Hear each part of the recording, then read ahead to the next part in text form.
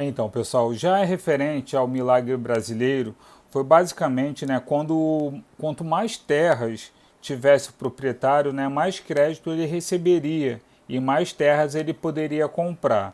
Então, eram tempos, né, no caso da década, né, nos anos, desculpa, de 1968 até 1973, quando a economia brasileira, né, ela cresceu com um vigor, no caso, uma taxa média, né, de 7% ao ano.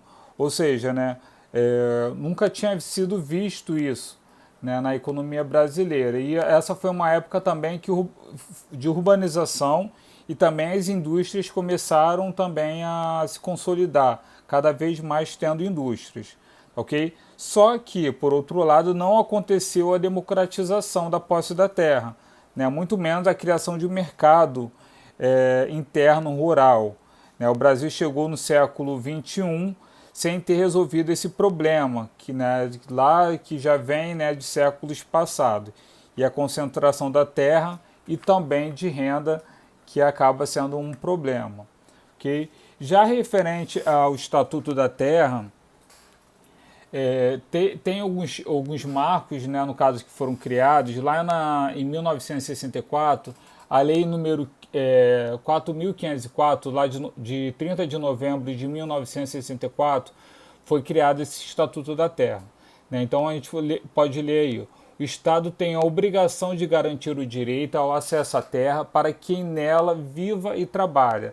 Né? Ou seja, seria uma função social, uma lei muito avançada para os tempos atuais, né, no caso da época, e seria uma reforma agrária, que seria o conjunto de medidas que visem a promover melhor a distribuição da terra mediante modificações no regime de sua posse e uso, a fim de atender aos princípios, né, de justiça social e aumento da produtividade.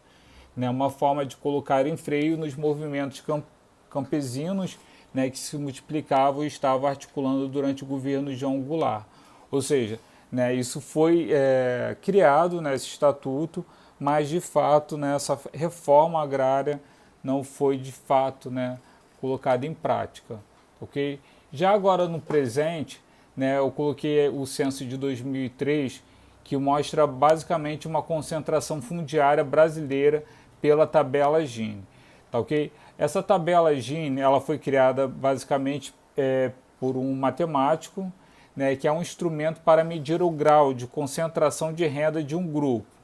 Então aponta a diferença entre os rendimentos do mais pobre e dos mais ricos e varia de 0 a 1.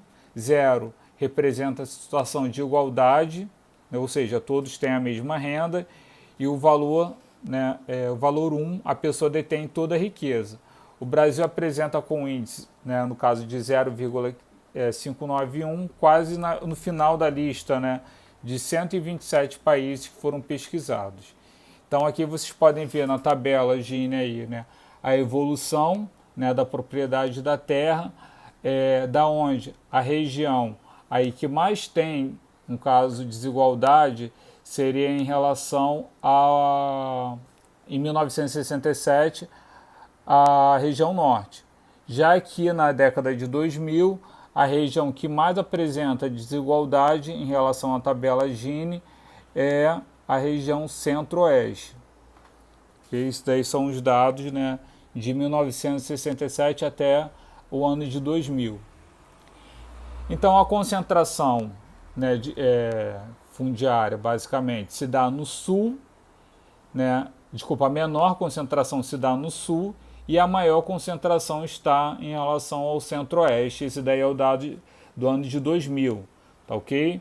Então, já em relação aos dados segundo o DIEESE, né, os minifúndios aqui no Brasil são 20%, as grandes propriedades são 44%, as mega latifúndios, né, desculpa, ele tá partido, são 36%, e se juntar tudo isso dá 100% aí.